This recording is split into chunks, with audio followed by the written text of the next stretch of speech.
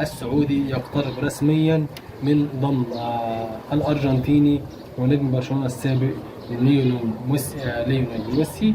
وبرشلونة لم يقدم عرضا رسميا لليو حتى الآن.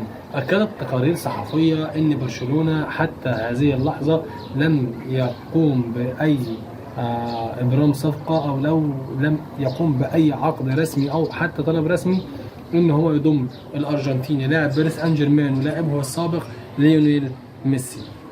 واكدت الصحف ان في طرف من اطراف برشلونه كان بيتعشى مع ميسي من كام يوم، وميسي قال له ان لم ياتيني اي عرض رسمي من نادي برشلونه، وده اللي بيخلي ان الهلال السعودي هو الاقرب من الحصول على خدمات ليونيل ميسي الفترة القادمة، وضم ليونيل ميسي لقائمة الهلال. حتى الآن ما هي واجهة ميسي المقبلة ما حدش عارف.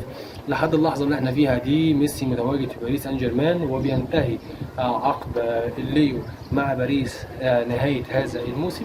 يعني ليونيل ميسي مكمل على أي وضع مع باريس سان جيرمان الموسم ده كله حتى نهاية الموسم، لحد ما الموسم ده ما هيخلص. ايه الواجهه الشارقه اللي ميسي رايحه دي اللي لسه ما نعرفهاش لحد دلوقتي، ولم يتم الفصح عنها، ومفيش اي فريق في العالم قدم عرض لليو ان هو يضمه غير الهلال السعودي. عشان كده كل الصحف بتقول ان الليو الاقرب للهلال السعودي، زي ما نفس الحاله بتاعه كريستيانو لما كان عرض الوحيد اللي جاي له من النصر. هل ميسي هيرجع برشلونه مره ثانيه؟ ده ما نعرفوش، بس حتى الان مفيش اي عرض رسمي.